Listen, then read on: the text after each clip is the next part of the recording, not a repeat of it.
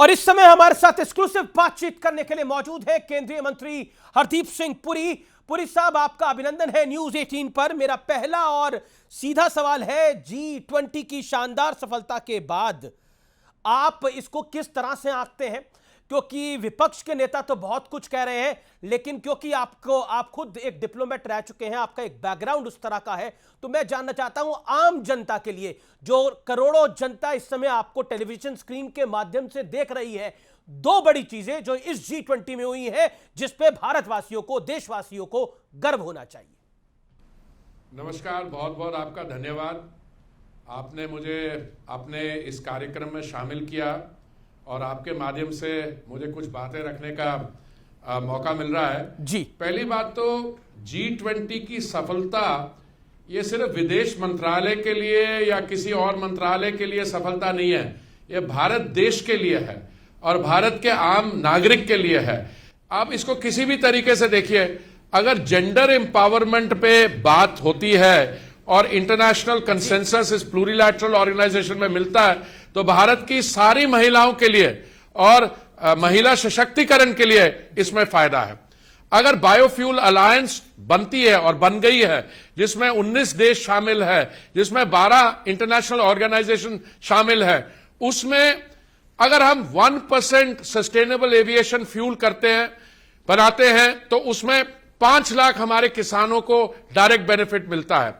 हमने पिछले 9 साल में जो बायोफ्यूल ब्लेंडिंग में काम किया है, उसमें 73,000 करोड़ इंपोर्ट बिल हमारा कम हुआ है, और 73,000 करोड़ इंपोर्ट बिल कम हुआ है तो 76,000 करोड़ हमने फार्मर्स को दिया है। सो अन्नदाता, ऊर्जादाता, ये लाइंस दोनों ब्लर हो रही हैं और इकोनॉमिक बायोफ्यूल ट्रांजिशन के कारण हमारे एग्रीकल्चरल सेक्टर को भी लाभ मिल रहा है। ऐसे में आपको सब गिनवा सकता हूं।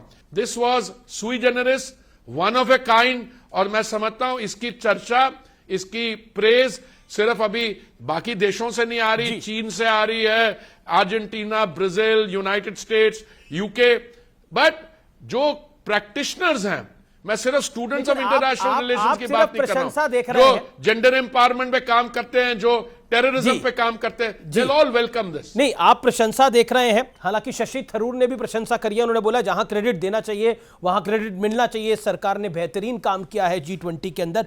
चलिए, ये तो क्रेडिट की बात हुई, प्रशंसा की बात हुई, लेकिन राहुल गांधी भी विदेश में है और राहुल गांधी बेल्जियम में कह रहे हैं कि भारत में लोकतांत्रिक संस्थाओं पर चौतरफा हमला हो रहा है, और ये वो सब कुछ कह रहे थे। और साथ ही साथ उन्होंने ये भी कहा लोकतांत्रिक ढांचे को तहस नहस किया जा रहा है, और ये सब राहुल गांधी तब कह रहे थे जब G20 के तमाम मेहमान भारतीय जमीन पर थे, और अभी भी कुछ है।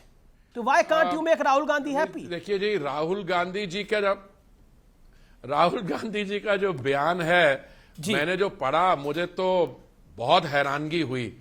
उन्होंने फॉरेन सॉइल पे ये कहा कि चीन की जो बेल्ट रोड इनिशिएटिव है, ये एक बहुत बड़ा विजन है, और उनको शायद जो भी उनको ब्रीफ करते हैं, पता नहीं जयराम जी या जो भी उनकी ये पॉलिटिकल एजुकेशन ब्रीफ लिखते हैं, वो ये शायद उनको बताना भूल गए कि ये जो बेल्ट रोड इनिशिएटिव है, ये कई देशों में तो इसको एक डेट ट्रैप माना जाता है। मैं सिर्फ भारत के आसपास जो दक्षिण एशियाई के देशों की बात नहीं कर रहा हूं, जैसे श्रीलंका पे हम्बन टोटा, अगर आप वहां पे उनका कर्जा नहीं दे पा रहे हो तो you are ceding your territory to that country. एक तो ये उन्होंने कहा, और मुझे लगता है कि वो पूरी तरह से ब्रीफ नहीं थे। दूसरे उन्होंने कहा, ये और भी हैरानगी की बात है, कि इसका कोई ऑल्टरनेट विजन नहीं। अगर थोड़ी सी उन्होंने भारत सरकार के लोगों के साथ, हमारे एकेडमिया, आप जैसे वरिष्ठ लोगों से बात की होती मीडिया में, तो उनको पता होना चाहिए कि G20 में यहां पे India, middle east, Europe economic corridor was already done deal in this thing in terms of the side event and the preparation. तो इसलिए उन्होंने, अगर डेमोक्रेसी पे उन्होंने कहा इंडिया में डेमोक्रेसी नहीं है, कई बार वो कह चुके हैं माइनॉरिटीज की हालत अच्छी नहीं है। I am a very proud member of a minority community, और मैं आपको ये बता सकता हूं, जब माइनॉरिटी की बात होती है तो मैंने उनको कई बार याद करवाने की कोशिश की, नेली मैसेकर में क्या हुआ और माइनॉरिटीज के साथ उनकी सरकार के समय क्या हुआ। तो इसलिए छोड़िए, राहुल गांधी जी को मुझे लगता है फॉरेन टूर एक्सटेंडेड करने दें और वो वहां से आए वापस तो थोड़ा सा भारत के साथ आके जुड़े। अभी तो भारत को जोड़ने के लिए तोड़ने की बात ही ज्यादा हो रही है। नहीं, वो तो कह रहे हैं हमने इंडिया बना लिया है, और ये जो अलायंस बना लिया है INDIA अलायंस जो बना लिया है ब्रसल्स में, राहुल गांधी ने बोला उस अलायंस से भारतीय जनता पार्टी NDA डर गया है, प्रधानमंत्री डरे हुए हैं और वो देश का नाम बदलना चाह रहे हैं। राहुल गांधी ने ये सब कुछ ब्रसल्स में बोला, कहा कि इतने घबरा गई है नरेंद्र मोदी, उनकी सरकार, उनके मंत्री कि अब वो इंडिया का नाम बदलना चाहते हैं। क्या डर गए हैं आप लोग राहुल गांधी से? देखिए, राहुल गांधी जी जो मैंने यही कहा कि कौन किससे डरा हुआ है।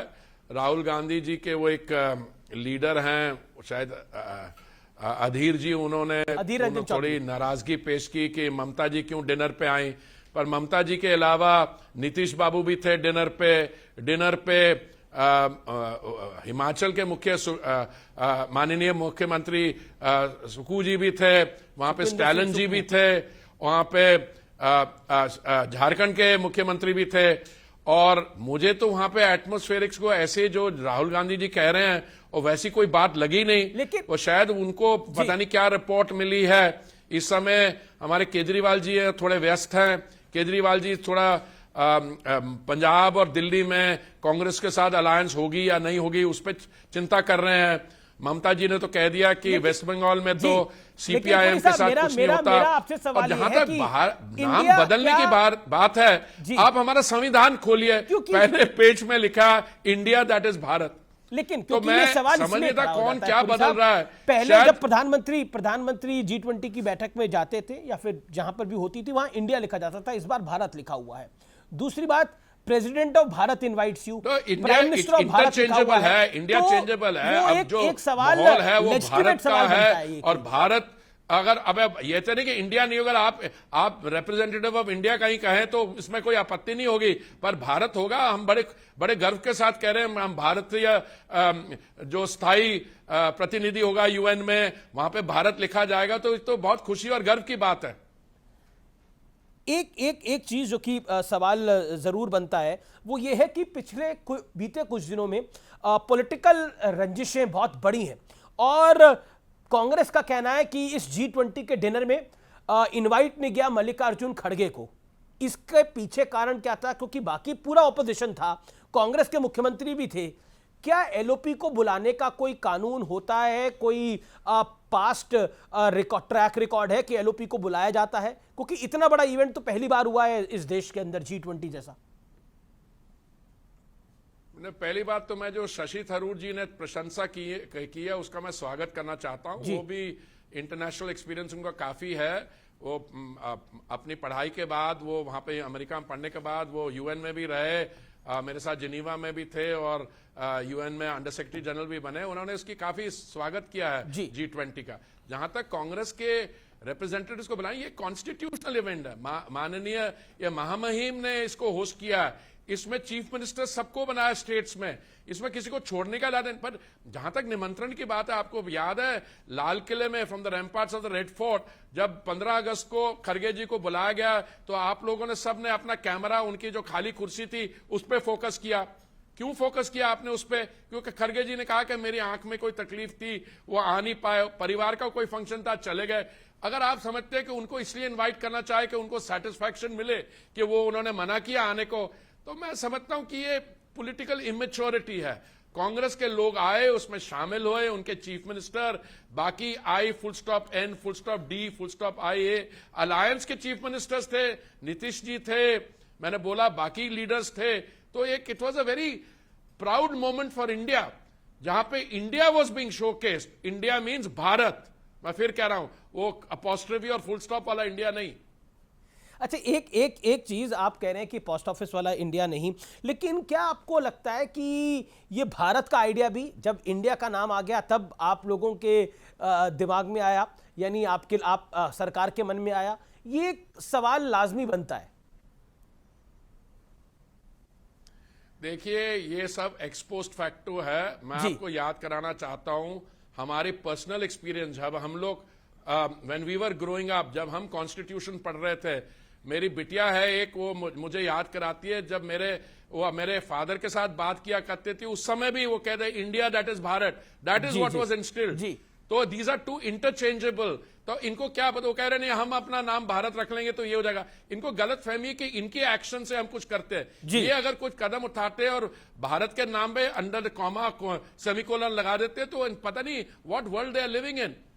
जी, लेकिन एक सवाल जो कि बहुत बड़ा विवाद का विषय रहा, G20 तो अच्छा हुआ ही, भारत और इंडिया के नाम को लेकर भी पॉलिटिक्स हुई, लेकिन सनातन धर्म को लेकर जो एक INDIA यानी ये जो इंडिया अलायंस है, इसके एक बड़े गठबंधन पार्टनर उदयनिधि स्टालिन ने जो सनातन धर्म को लेकर शब्द बोले हैं, क्या आपको लगता है, और उसके बाद भी कुछ ना कुछ आ ही रहा है, कभी कोई किसी पॉलिटिकल पार्टी का व्यक्ति बोलता है इंडिया अलायंस का, कभी कोई बोलता है, क्या आपको लगता है this is a planned strategy? मुझे लगता है नो, मुझे लगता है कि वो जो आप यंग तमिलनाडु लीडर की बात कर रहे हैं, जिन्होंने ये भाषा इस्तेमाल की सनातन के बारे, सनातन धर्म के बारे, वास्तव में मुझे लगता है उनको समझ ही नहीं कि वो बात क्या कर रहे हैं।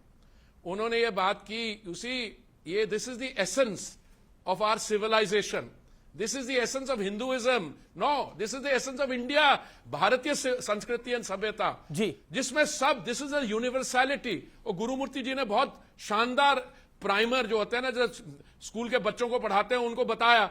अब उन्होंने क्या कहा, अब उसने ये तो जो उन्होंने अटैक किया ये तो बहुत ही अनफॉर्चुनेट एंड कंडेमनेबल है।